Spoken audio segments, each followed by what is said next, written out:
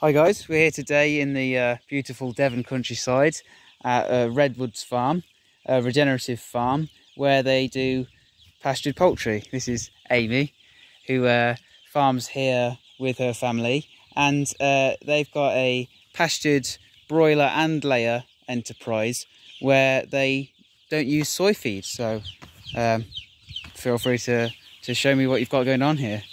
Yeah, so these are the youngest chicks that are out. We've got another younger lot, but they're inside because they need heat for the first couple of weeks of their life. Yeah, so they're moved every day onto fresh ground. We just hitch up and drag the pointer along, and they're fed. So this is chick crumb. Chick crumb. Basically, so they'll transition onto. So this is actually specially made for us by our local feed mill because it's soy free. Okay. So we kind of investigated who would do feed for us a couple of years ago, and they were the ones who said we'll do it. So yeah, so we they're on this for the first sort of 4 weeks, and then they start transitioning on to our other feed, which is made from local grown wheat. So Meal, peas, beans. Peas, beans, and wheat, would you say, is the main ingredients then in the poultry feed as opposed to soya? Yeah, and rapeseed meal also. Okay. But we're pretty convinced, same with the pigs, that it wouldn't work.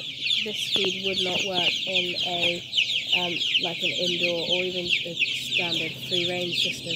And why would this not work in a free range or standard sort of indoor system then? Basically because they're getting all the extra nutrients they need from the pasture itself.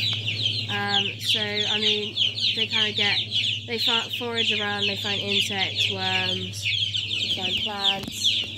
They'll often be following cattle, so they'll be digging around in their dung. You know, there's plenty for them to forage for. Oh, so you're saying they supplement their dietary requirements from what's growing naturally on the land? Exactly, yeah. And that reduces then your need for protein grown on arable lands and things like that? Yeah. Yeah. So it kind of is more about trying to make the most of what you can grow on farm and actually feeding it to them, rather than just having them kind of existing in the area, making the most of the area. Of course. Yeah, you're making the most of the pasture you've got. And I think that makes particular sense as well because of a lot of the environmental concerns around the soya bean industry. And obviously like a lot of that comes from places in Asia or South America that should be forests, really. Should be rainforests. Yeah. And so we actually, our the feed that they get when they're older. Oh, you might actually get a very helpful discussion. Oh yeah. Hello. Hiya. Hello. Hi Mark. All right. Owen, nice to meet you. And you? I'm just filming a video about non-soya based pastured poultry, basically. So we were just talking about how the soya industry isn't very sustainable, like where it comes from, and like why move away from that and using the stuff from the pasture. Yeah.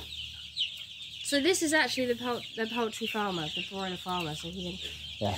This, by the way, is Amy's dad, Mark, who also helps farm here at the regenerative farm.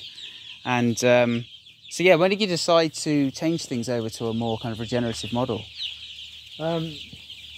So I originally started playing with mob grazing probably nearly 10 years ago, 10 years ago. Okay. But didn't really see it I could sit working with cattle, but wasn't so sure about sheep.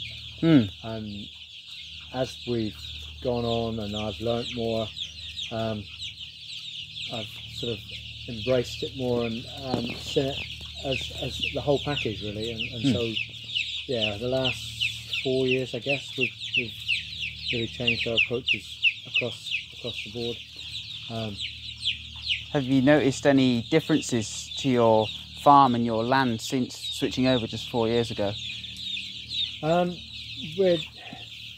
We're looking to get more diversity in the pastures, and we're beginning to see that. Yeah. We are encouraging it in some places by trying to drill some in as well. Yeah. The whole thing of seeing the different species working together, both the animals and the diversity of the swards and that, like the chicks. It was amazing watching. Got some pictures. It's not quite so obvious like last summer where it's so dry, but in the first couple of years we were doing it, we took lots of pictures of the regrowth behind the chickens. Yeah. And it's just great to see. Really. That nitrogen-rich manure, just heavy on it, and you're doing that without having to start an engine or exactly. And you get someone with a drone go up. Yeah. That's really cool. Yeah. So yeah, it's very much a journey and a learning process. Yeah, obviously just ongoing really, but to me that's the fun in it, is that you've always got a challenge, you've got something, you know, it's regeneration requires an adaptive mindset and to always be assuming you might be wrong about something, but to me that's what makes it better than other types of farming, is that it's engaging, it uses your mind. Yeah. Well, that about wraps this video up, so thank you for watching everyone. If you could just like and share this as much as you'd like, and I'll get back to you another day. Thanks guys, cheers.